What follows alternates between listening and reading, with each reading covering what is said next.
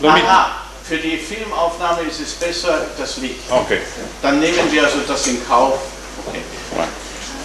Bueno, bienvenidos y buenos días. Para nosotros es un gran honor, un placer sobre todo, poder saludar al ilustre doctor Jorge Yarse de Bogotá. Es un personaje bastante conocido en el mundo del periodismo y de los medios, no solamente en América Latina, en Colombia, sino también en los Estados Unidos. Viaja mucho y también a Europa con sus conferencias. Él se doctoró en la Universidad de Navarra de Pamplona y es profesor en varias universidades latinoamericanas, sobre todo en Colombia, de la Sabana, de los Andes, y profesor visitante en los Estados Unidos, en Stanford y en la Pontificia Universidad Católica de Puerto Rico. Ha escrito muchos libros sobre el liderazgo, porque es desde hace años y además fundador, ¿no?, del Instituto Latinoamericano de Liderazgo con sede en Bogotá. Y yo le conozco desde hace años de mis viajes por Colombia y me alegro mucho de poderle aquí para dar una conferencia con el título La actual situación social y política de Colombia después de las elecciones a la presidencia. Es un tema bastante interesante, actual, y le doy la palabra y muchas gracias por haber venido. No, gracias a ustedes.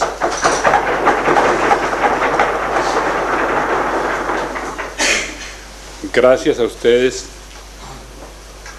Inicio esta conferencia con mi sincero agradecimiento a la Universidad de Mainz y en ella al Instituto de Romanística y Lengua y Cultura Española y Portuguesa con sede en Germersheim, al Centro de Estudios Latinoamericanos CELA, muy especialmente al profesor Dr. Klaus Perl, también a los profesores Perl y Betz, al Dr. Klaus por ser promotor de esta invitación y desde luego a quienes están hoy aquí presentes por su generosidad en dedicar este tiempo a escuchar mis palabras y a generar un diálogo en torno a ellas. Espero que podamos al final tener un rato de conversación mutua.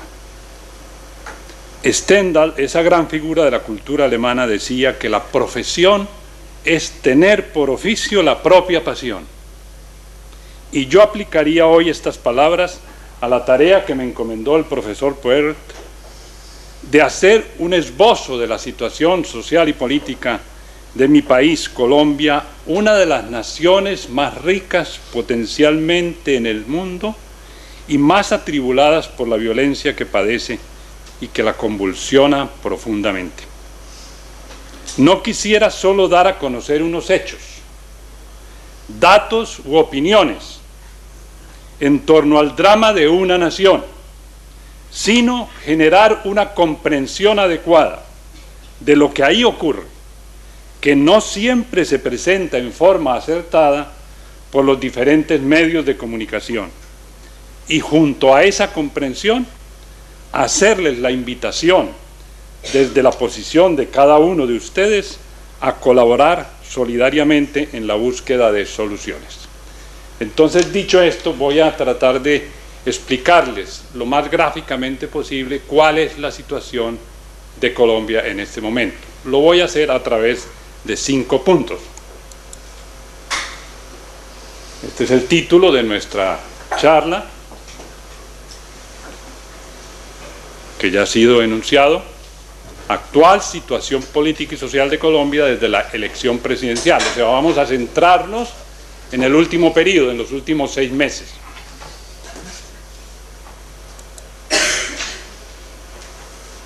Colombia, decía antes, es una nación muy rica y con un potencial humano grandioso, pero tiene también uno de los problemas más graves del mundo: la violencia que padece. Vamos a ver esos 5 puntos, brevemente, para generar, como digo, un diálogo. Primero, recordar ante ustedes qué es Colombia, en datos básicos. Segundo, qué representa en la geopolítica latinoamericana. Tercero, lo que yo llamo sus enemigos. ¿Cuáles son sus 6 enemigos principales? ¿Cuál es la situación política actual? ¿Qué está haciendo el actual presidente de la República por enderezar las situaciones difíciles? Y finalmente, ¿cómo veo yo el futuro? Bajo el dilema reforma o catástrofe. Bueno, entonces estos 5 puntos los vamos a desarrollar uno por uno, con unas gráficas y unos datos que, si hay alguna duda, les ruego por favor en algún momento ustedes lo anoten o me interrumpan, que yo no tengo ningún inconveniente en ser interrumpido. ¿Qué es Colombia? Es un país situado estratégicamente, ¿no?, como ustedes bien lo saben, porque está entre Centroamérica y Norteamérica y tiene los 2 océanos, Pacífico y Atlántico, con una zona tropical con 3 cordilleras. Es el único país de Sudamérica con 3 cordilleras de una extensión de más de 1000 kilómetros cada una de ellas. Frente a los cambios climáticos globales, es también uno de los países más privilegiados porque tiene todos los climas, ¿no?, y tiene unas reservas hidráulicas, como veremos, que son asombrosas, que lo hacen el 4º productor en el mundo de agua. Tiene pisos térmicos todo el año, todas las temperaturas, y tiene, decía, una gran riqueza hídrica, muchos ríos navegables, más cosas. Tenemos un área de 1.141.000 kilómetros, una extensión de costa atlántica de 1.600 kilómetros, un mar territorial de 589.000 kilómetros. Ustedes pueden imaginarse lo que eso se puede pensar en eso para la piscicultura, para la pesca marina. Tenemos el 33% de la cuenca Caribe es nuestra. En la costa pacífica, que la ven ustedes a la izquierda del pequeño mapa que está a la derecha, tenemos 1.300 kilómetros de costa pacífica. Las 3 cordilleras, como les decía, una tiene 1.200, la otra 1.000, la otra 1.200, y una superficie muy grande en torno a cada una de ellas. Datos demográficos que puedan interesar para situar un poco la realidad del país. La población a 30 de junio de este año es de 43.884.000 habitantes. Y este dato es muy interesante. Es un país enormemente joven. La población menor de 25 años es el 50%, 49,99 y pico. El 50% de nuestra población tiene menos de 25 años. Los números de habitantes, la población rural es de 12.367.000, ha bajado mucho, era antes más, y la población urbana ha subido mucho, es de 31.466.000. Las grandes ciudades, es un país donde hay ciudades medianas, predominan las ciudades medianas, pero hay unas cuantas grandes ciudades, que son Bogotá, la capital, con 6.700.000, Cali con 2.200.000, Medellín con 2 millones, Barranquilla con 1.305.000. Veamos algunos datos sociales interesantes, así en este recorrido, aunque sea rápido, aunque sea incompleto bajo algunos aspectos. Es un país pluriétnico, o sea, hay distintas razas, pluricultural, por tanto, con libertad religiosa. La población indígena son 682.000, o sea, de los 44.682.000 habitantes son indígenas, que pertenecen a 82 etnias y hablan 64 dialectos diferentes. Los grupos indígenas poseen 30 millones de hectáreas de la superficie total del país, y la población negra son 10.500.000 habitantes, a los cuales se les han reconocido 5 millones de hectáreas. El Producto Bruto Interno ha tenido un crecimiento en el año 2000 del 1.6, ha crecido a pesar de la enorme crisis económica que vive el país. Y ese producto alcanzó en esa fecha, el 31 de diciembre del 2000, 183.972 millones de dólares.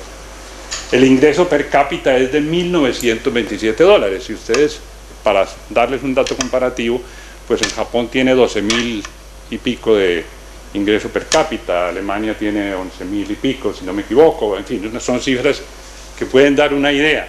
Puerto Rico tiene 12.000, que es una nación centroamericana muy especial, pues muy peculiar su situación. Colombia tiene 1.927 dólares ingreso per cápita.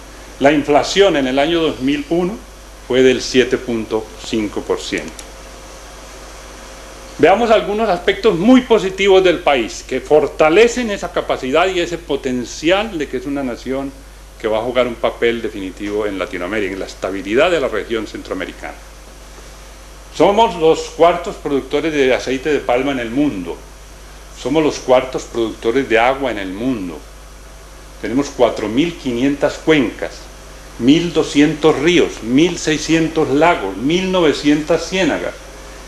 Somos en animales anfibios el número 1 en el mundo, con 583 especies. Somos los terceros productores de banano en el mundo. En biodiversidad ocupamos el tercer lugar en el mundo. Somos los primeros productores de claveles. En café los terceros en volumen y en café suave los primeros. En carbón los cuartos productores del mundo. La ciclorruta, la mayor red de Latinoamérica, eso le gustará mucho a los que usan. Aquí he visto que en Germersheim hay una ciclorruta, cosa que es muy, muy buena. Colombia, positiva más aspectos. Director de neurociencias de la NASA, un colombiano, Rodolfo Ginás. Editorial de habla hispana, la primera en Latinoamérica, Norma. Esmeralda, productor número 1 en el mundo. Exportación de productos agrícolas a Estados Unidos desde Latinoamérica, el número 2. Ferroníquel, número 4 en el mundo. Flores, número 1 en el mundo. Récord de ventas de un libro de un autor, Gabriel García Márquez, 32 millones de copias, 100 años de soledad. Guadua, ¿saben ustedes qué es la guadua? ¿Sí? ¿Todos saben qué es la guadua? A ver, una alumna, o alguien que explique qué es la guadua. Es como un bambú tropical, bambus, en la Expo de Hannover, en el pabellón, en uno de los pabellones todo era hecho de guadua. Sí. Ya, es como un bambú tropical. Es un elemento de construcción muy sólido, más sólido que el cemento. Ok. Colombia positiva, incubadora más grande de ventilación abierta, 4 millones de pollos al mes. Índice de productividad en caña de azúcar más alto del mundo por sobre Cuba. Inteligencia, las notas más altas de candidatos a doctorados en los Estados Unidos. Inventos, válvula de Jacquin, plancha de gas, por citar dos de ellos. La válvula de Jacquin es para el cerebro, que es un invento mundial. Los Kogis, la tribu más antigua del mundo. La más grande marcha de la humanidad por la paz, 11 millones de personas. Mariposas, número 2 en el mundo, pasamos de la paz a las mariposas. 3.000 familias, 14.000 especies, para darle un poco de variedad a la exposición. Moras, ¿no? ¿Se saben qué son las moras? Raspberry. Brombeere. Bueno, segundo productor mundial, museo del oro más importante del mundo. Orquídeas, mayor número de variedades del mundo, 3.500 tipos. Operaciones de cirugía refractiva, número 1 en el mundo en este momento. Pájaros, número 1 en el mundo, 1.815 especies. Papa, número 1 en Latinoamérica. Peces de agua dulce, número 2 en el mundo. Petróleo, 37 billones de barriles de reserva potencial. Plantas, número 2 en el mundo. Y algunos aspectos negativos, habría que decir. No todo va a ser mariposas, agua, petróleo, oro. Algunos aspectos negativos. El desempleo está en el 16% a nivel nacional y el 18% en las ciudades. Es un punto grave, delicado. En el país secuestran 10 personas cada día. Esto parece increíble, pero es así. Exportamos 520 toneladas de cocaína a Estados Unidos cada año. Producimos el 80% de la cocaína mundial y 2/3 partes de la heroína consumida en Estados Unidos. Llevamos 40 años de guerrilla. Perdimos 2 millones de colombianos que han emigrado fuera del país, ¿se entiende?, a otros países, especialmente a los Estados Unidos y Europa. En los 10 últimos años, 2 millones de personas. O sea que seríamos 46 millones en lugar de 44. El conflicto armado cobra entre 4.000 y 5.000 víctimas anuales. Hay 25.000 guerrilleros y 8.000 autodefensas, lo que se llaman pues los paramilitares. Bueno, unos últimos aspectos negativos para que entremos al corazón del tema.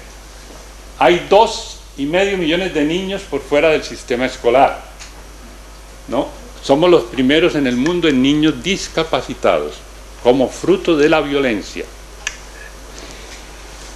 La deuda pública se acerca a los 40.000 millones de dólares, o sea que ha crecido en los últimos 10 años, pasó de 12.000 millones a 40.000 millones.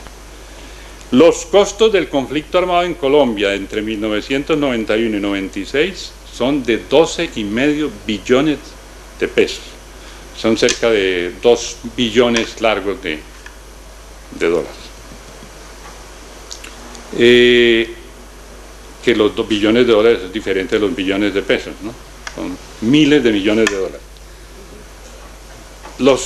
Con el dinero que perdió Colombia en estos 5 años se habría pagado el salario mínimo a 1.750.000 personas, o se hubieran construido 620.000 viviendas. Hemos tenido 500.000 muertos en 50 años de violencia. Digamos que esa es la parte negativa. Un profesor japonés, el profesor Sakai, mirando todas estas realidades, decía de Colombia: ustedes están sentados en una mina de oro, muriéndose de hambre, o sea, con dificultades económicas y pobreza, pero con una riqueza enorme. ¿Qué representa Colombia en la geopolítica regional? Es muy breve decir esto, pero muy puntual. Es la democracia más estable de la región. O sea, en 170 años de democracia ha tenido solo 2 momentos de inestabilidad, frente a la inmensa mayoría de todos los demás países que han tenido problemas, a excepción de Costa Rica, con problemas de inestabilidad democrática. Está ubicado estratégicamente, ustedes recuerdan el mapa donde está colocado, en la mitad del continente, frente a esos otros continentes. Para los Estados Unidos, el conflicto colombiano, los problemas que existen actualmente en Colombia, son como una piedra en el zapato, ¿entienden este dicho? Una piedra en el zapato para el libre comercio con toda América Latina, porque el trabajo actualmente de Estados Unidos es hacer un área de comercio a nivel de toda América Latina para enfrentar al área de comercio europea y asiática. Pero al mismo tiempo podemos decir que en el caso de Colombia tenemos enormes extensiones de tierra por cultivar, de 1.141.000 kilómetros, la mitad están sin explotar. O sea que hay una riqueza potencial enorme. La biodiversidad, tan importante hoy, es una gran ventaja para los desarrollos biotecnológicos y biogenéticos. Tenemos grandes posibilidades para la industria pesquera y para el papel, para energía hidráulica a bajos costos, gran potencial en gas, carbón y petróleo. Y como ya lo he mencionado, es un país con un enorme futuro en la parte energética e hídrica. Pero ¿cuáles son los 6 enemigos de Colombia que decía yo al principio? Vamos a verlos y a ver cómo el actual gobierno está tratando de derrotar esos enemigos, de vencer esos enemigos. El primero, la ignorancia. El segundo, la miseria. El tercero, el desempleo. El cuarto, la corrupción. El quinto, la impunidad. Y el sexto, la destrucción de los ecosistemas y del medio ambiente. Primero, la ignorancia. Centrémosla en 2 aspectos claves. Los 2,5 millones de niños que antes los cité, a quienes no tienen enseñanza básica.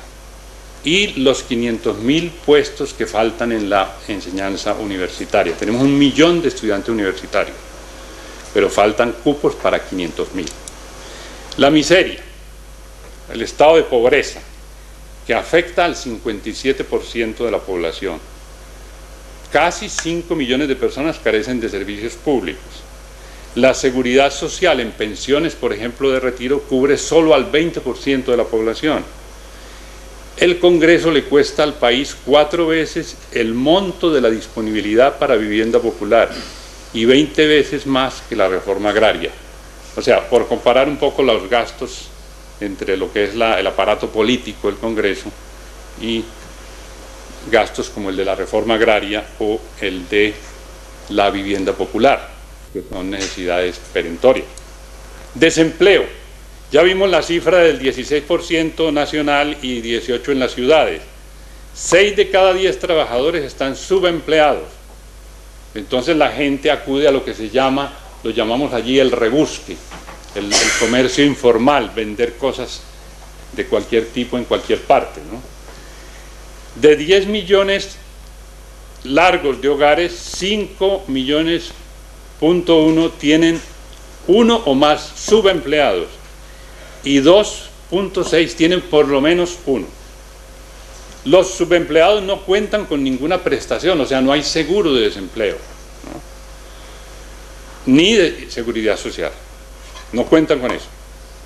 Cada año el promedio de despido en las empresas, en la actual crítica, en los últimos 2 años ha sido del 30% en el cierre de empresas, en el despido de las empresas. Es el problema de los 6 enemigos el más grande, el desempleo.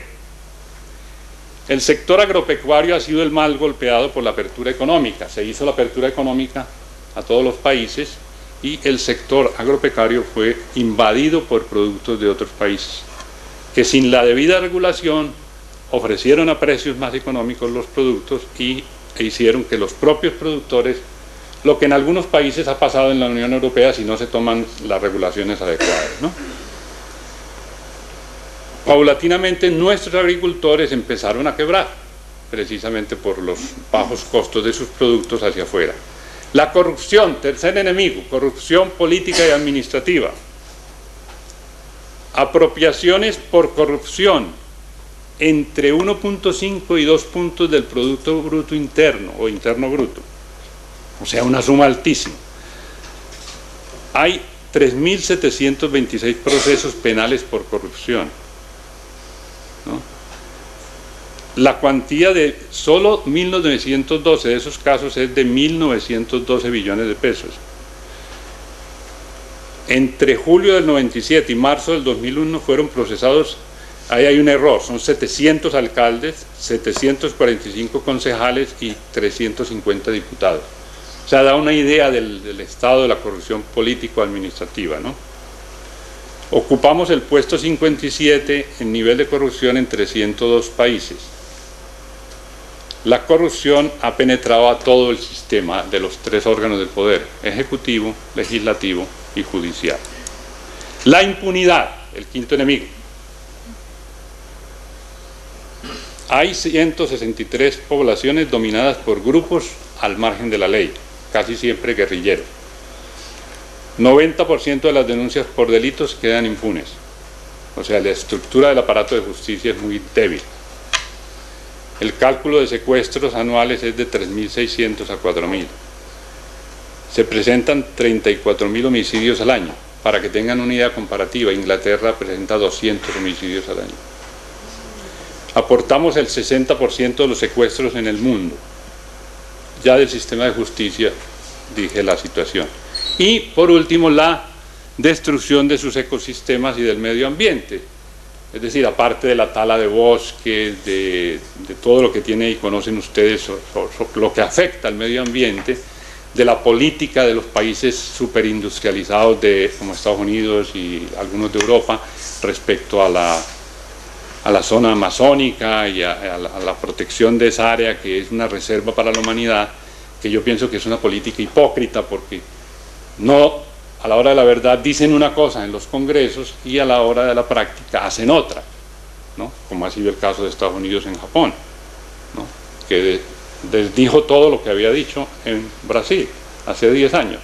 O sea que los países industrializados siguen contaminando a gran escala, pero eso sí, quieren que nosotros les guardemos la zona tropical como reserva. El tráfico ilegal de fauna silvestre es el tercer negocio ilícito de mayor rentabilidad en el mundo. mueve aproximadamente 10.000 millones de dólares al año. De cada 60 especies ilegalmente capturadas, solo sobreviven de 10 a 15. De cada 12.000 especies decomisadas, solo 875 son reintegradas a su hábitat natural. Bueno, esto es un poco toda esta visión de lo positivo, lo negativo, los enemigos un poco del país. Veamos cuál es la situación política actual. Venimos de un gobierno, el anterior, que terminó el 6 de agosto de este año, cuya meta principal era tratar de hacer la paz con los grupos guerrilleros. No lo logró, fracasó, les entregó una franja de 42.000 kilómetros, un poco mayor que Suiza, para que negociaran. Los grupos guerrilleros no correspondieron a esa enorme generosidad del gobierno, y a la vez el gobierno le faltó fortaleza para esa negociación y reglas claras. Entonces se empeoró la situación paulatinamente, ¿no? Existe además un desarraigo de los partidos, una crisis de los partidos tradicionales. Hay bipartidismo, liberal, conservador, y ese desarraigo se ha ido presentando progresivamente. Es decir, hoy en día esa gente menor de 25 años que les decía yo que constituye el 50% de la población ya no vota por los partidos tradicionales, ya no vota por los caciques, vota según, es un voto de opinión, según la televisión, según los programas, según las apetencias que tienen. Entonces cada vez más se ha desplazado del poder de los partidos tradicionales, pero sigue habiendo influencia de los caciques electorales, de esa gente que maneja como caciques sus grupos de votación. Quien aspira a la presidencia de alguna forma tiene que negociar con ellos esos votos, ¿no? Pero concretamente el actual presidente salió sin esos votos, es decir, salió por una inmensa salió por mayoría en la primera vuelta, con el voto de opinión fundamentalmente. ¿Quién es el presidente actual? El presidente actual se llama Álvaro Uribe, es un político de 50 años de edad, especializado en administración y gerencia en la Universidad de Harvard, profesor de la Universidad de Oxford, fue alcalde de la ciudad de Medellín, fue gobernador de la provincia de Antioquia, fue senador durante 2 periodos y ha sido un gran promotor en todo el país de las decisiones con participación ciudadana, o sea, donde haya un poco más transparencia, donde la ciudadanía pueda participar en las decisiones sobre los grandes contratos, sobre las grandes intervenciones en la cosa pública por parte de la comunidad. Fue elegido como una alternativa claramente diferente a los 2 partidos tradicionales, aunque él pertenece a uno de ellos, no se presentó a nombre del partido, sino precisamente por fuera del partido. Su lema de candidatura presidencial fue mano firme, corazón grande, mano firme para la guerrilla, para la situación de inseguridad, y corazón grande, pues disposición al diálogo y disposición a volver a reencontrar esas 2 partes del país divididas en una guerra civil. Ganó la contienda electoral con la mayoría de votos. Él mantuvo su posición firme a lo largo de la campaña, mientras los otros pues buscaban distintos eslóganes, formas de llegar a los demás, y lo que le dio el triunfo fue mantener una posición, ¿no? La misma siempre. Fue enemigo de la zona de distensión, de la zona de diálogo con la guerrilla, y eso le dio el favor del electorado. Él, digamos, tiene 3 puntos claves, que yo voy a tratar de explicarlos en el tiempo que queda muy puntualmente. 3 puntos claves como acción de gobierno. Primero, seguridad democrática. Todo el problema pues de la violencia, seguridad democrática. Él cree que es importante, y ha venido trabajando en eso en estos 5 meses, comprometer a la población civil para recuperar la autoridad del Estado. Entonces ha promovido una cadena de informantes y colaboradores del ejército y de la policía, lo cual ha sido sometido también a muchas críticas, ¿no? Por parte de los medios de comunicación, por parte de los políticos, pero de hecho está funcionando, quiero decir, ha mantenido su mano firme de que esa red de informantes, sobre todo en las carreteras, para evitar los asaltos, los ataques de la guerrilla a las poblaciones, ha venido informando, ha venido funcionando. Un impuesto al patrimonio para dotar a las Fuerzas Armadas. El país lo recibió, lo aceptó, y la gente está pagando, ya pagó la primera cuota en 4 cuotas de ese impuesto, del 1.2% sobre el patrimonio de las personas a partir de 100 y de las entidades a partir de 160 millones de pesos. Decretó la conmoción interior, es decir, de acuerdo a la Constitución, un estado en el cual el gobierno puede tomar medidas más urgentes y rápidas para la persecución de ciertos delitos. Eso también ha sido objeto de controversias y de acusación de que el presidente pues quiere tomar como un poco un camino dictatorial, pero eso es muy normal en Latinoamérica hoy en día, ¿no? La balanza siempre se está moviendo de un lado para otro con una gran rapidez y especialmente impulsada por los medios de comunicación que digamos fácilmente ven en todo peligro de censura, peligro de derecha, peligro de militarismo, peligro de... Pero en el país creo yo sinceramente que hay una sensación de que se espera que esas medidas den un resultado, que no sean simplemente unas medidas digamos momentáneas, sino que puedan dar unos resultados eficaces para que haya mayor seguridad. Disminuir una economía de guerra, que en el sentido de que se ha aumentado, se ha tomado del Producto Bruto Interno una parte importante para dotar a las Fuerzas Armadas y contrapesar la fuerza de la guerrilla, que la fuerza de la guerrilla fundamentalmente está financiada por el narcotráfico. Entonces los ingresos de la guerrilla, que a veces le preguntan a uno en conferencias en todo el mundo, ¿por qué la guerrilla colombiana es tan poderosa? ¿Por qué es tan difícil de derrotar? Porque maneja miles de millones de dólares que provenientes del narcotráfico. Entonces puede comprar armas en cualquier mercado del mundo, pero el problema no es ese, sino que haya países que se los vendan. Y Estados Unidos vende armas. Israel vende armas. Francia vende armas. Para ese destino. Jordania vende armas. Libia vende armas. Cuando llegan a un mercado de estos, saca $1 millón el guerrillero, pues ahí ya no se piensa en la identidad nacional ni en el respeto a la democracia de un país, no. Se paga el dinero y se entregan las armas. Mediación de la ONU para la búsqueda de la paz.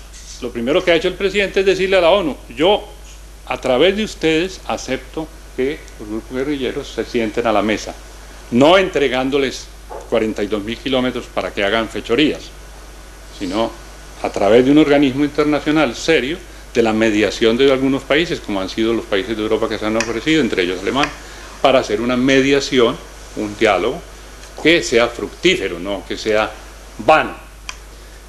Nuevas medidas jurídicas para combatir el secuestro, las masacres y los desplazamientos de población, que han sido muy fuertes en las últimas épocas debido a la lucha entre paramilitares y guerrilleros. Eso también está en marcha, unos medios jurídicos más fuertes, más seguros para la persecución de esas cosas. Atacar las finanzas de guerrilleros y narcotraficantes que se mueven en el mundo de las finanzas como peces en el agua. O sea, tienen inversiones en Wall Street. Eso no es que andan en bultos de dinero, de dólares escondidos en canecas en la tierra, no. Tienen negocios grandes en Wall Street y en Suiza y en otros países. Entonces la persecución con ayuda de otros países de esas finanzas.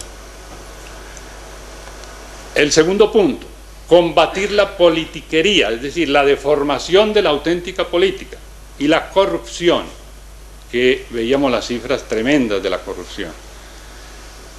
Entonces, una de las cosas que está haciendo el actual presidente es reformar el Estado para volverlo más eficiente, es decir, para que tenga mecanismos de participación de la gente. Por ejemplo, se están adjudicando ya cargos públicos regionales con cabildos abiertos y con presentación de candidaturas. O sea, que la gente presenta la candidatura y es analizado, y se ha empezado a niveles de cargos regionales de entidades del Estado, pero la idea es extender más esa participación. Por ejemplo, a los contratos, grandes contratos de obras públicas. Se hace una convocatoria y la comunidad está presente y puede opinar y puede discutir y puede intervenir y denunciar antes, mejor que después. Reducción del número de congresistas de 266 a 200. Están en esa negociación actualmente, tratando de que el Congreso acepte ser más pequeño, más eficiente, y desde luego ya se le quitaron todas las funciones administrativas, que era una de las fuentes de corrupción. Ellos mismos aceptaron una ley, aprobaron una ley en la cual el Congreso no tiene ninguna función administrativa. O sea, se crea un organismo para que gerencie el Congreso y evite que haya traspasos de dinero, traspaso indebido de dinero. Mayor transparencia a través de la veeduría ciudadana, o sea, de que haya una vigilancia ciudadana para que el Congreso funcione mejor, ¿no?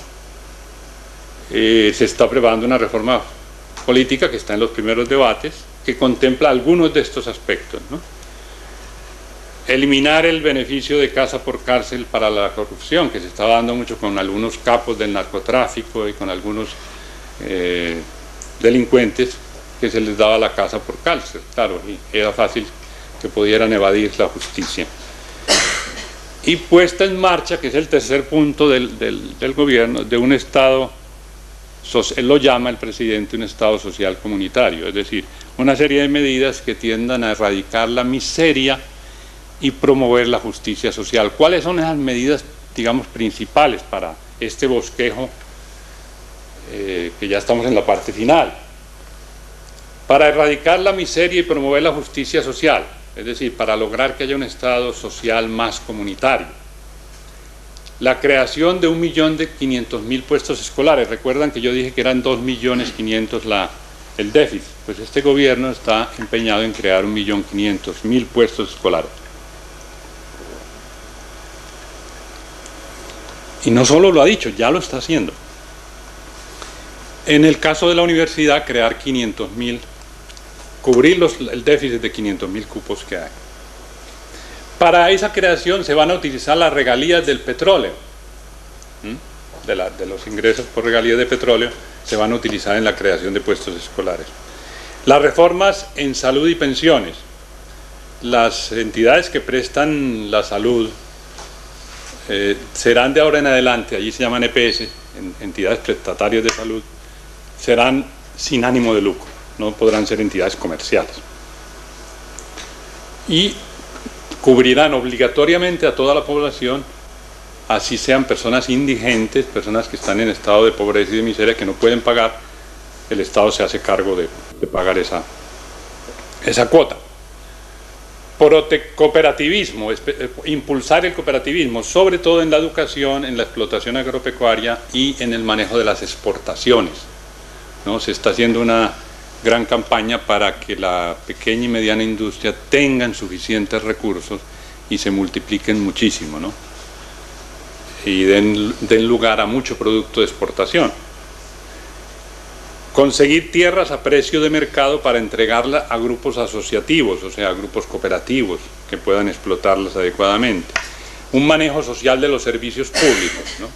Que no sea solo el servicio público entendido como una empresa eficiente, sino que tenga también un sentido social, para que en determinados momentos a capas de la población que no pueden pagar tarifas de servicio público de acuerdo con las leyes de mercado, lo puedan hacer de acuerdo con normas de equidad social. Hacer a los empleados socios de las empresas. Socializar el crédito, especialmente para los campesinos y la pequeña y mediana empresa. Fomentar el sindicalismo participativo, no el tradicional, el sindicalismo tradicional, sino el participativo.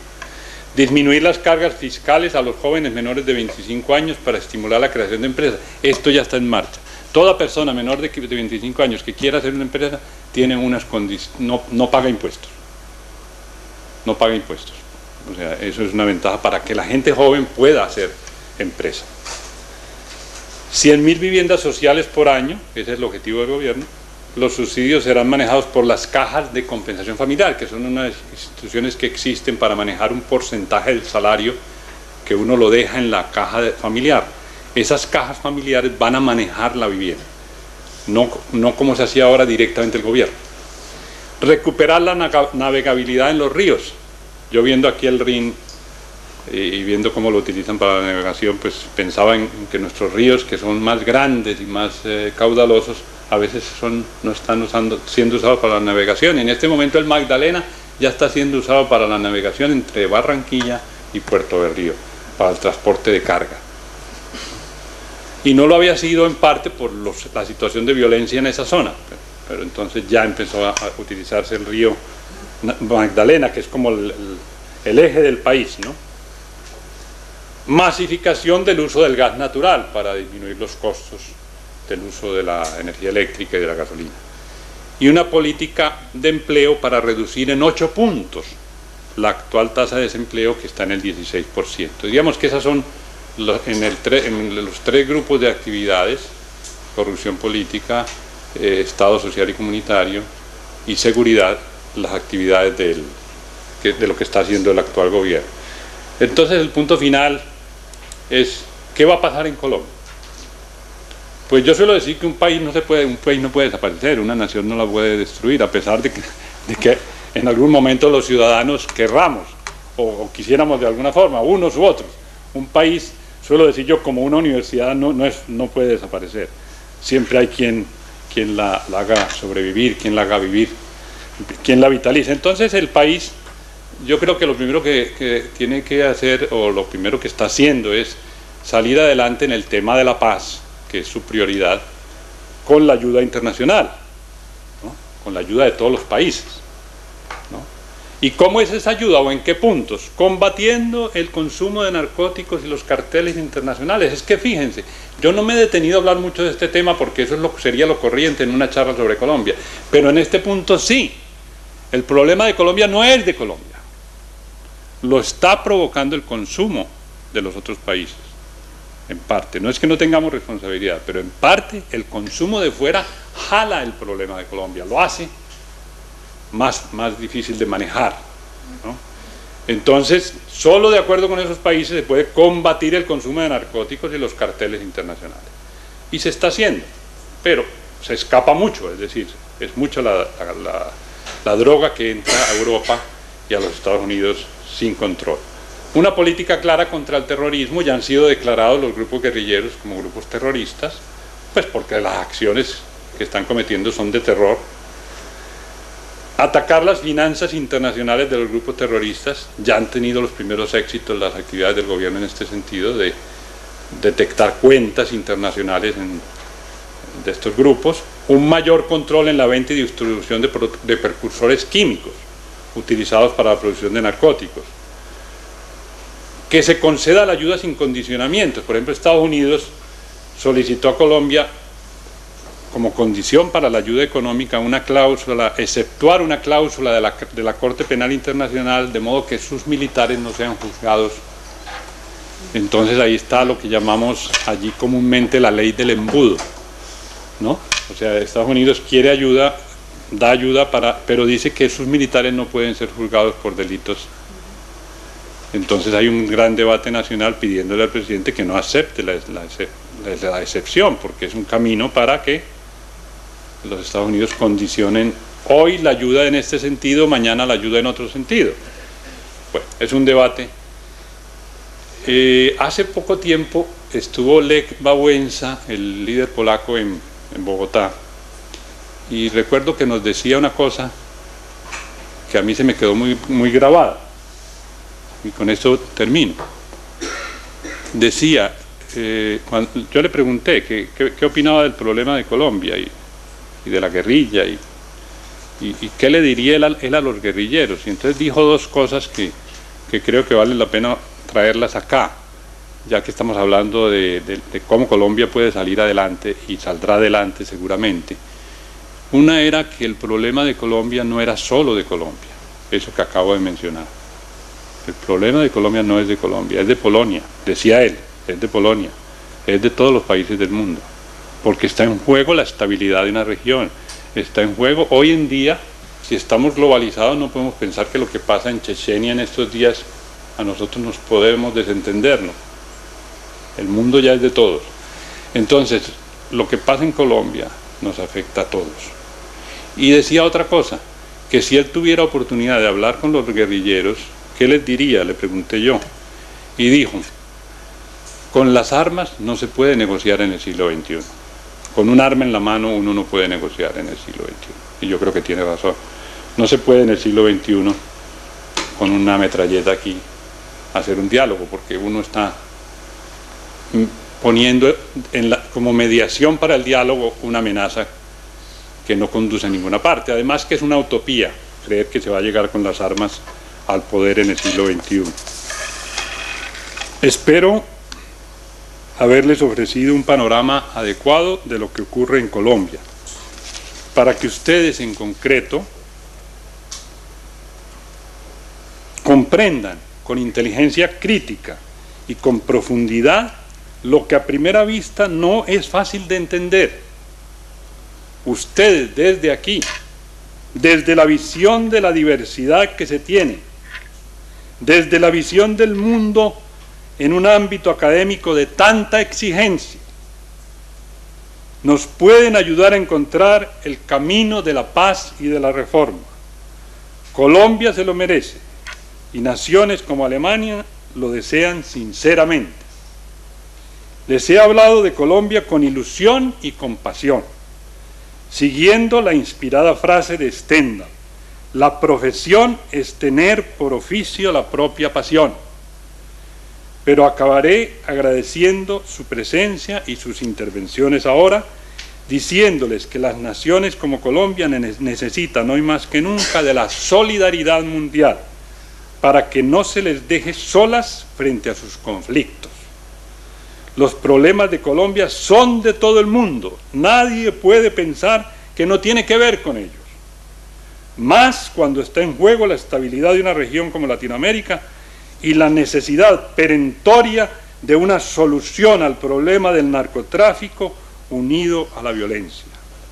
Hasta ahora parece que Colombia y otros países han hecho lo posible, pero sinceramente creo que falta aquello que parece imposible: una solución concertada a la paz, promovida con el apoyo político y económico de la Europa Unida y un apoyo decidido a la erradicación del consumo masivo de la droga en Estados Unidos y en Europa. Formar parte de la solución es mucho más audaz que solo dedicarse a señalar los problemas. Muchas gracias.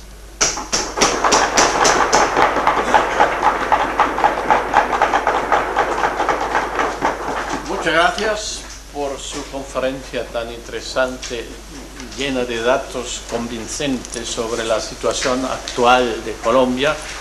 Les vamos a dar a ustedes ocasión de preguntar al conferenciante. Quizá hacemos una pausa de 2 minutos. Sí, claro. Para los que quieren salir o los que tienen que salir, y entonces hasta las 12:15 podrán discutir con el doctor Jorge Yarse. Gracias. Muchas gracias, doctor. Sí.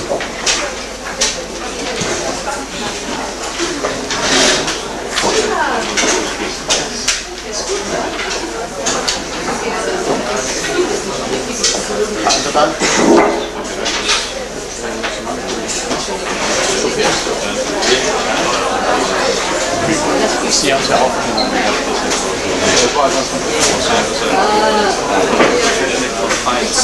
aber das ist ein Loch, aber die Maus dazu ist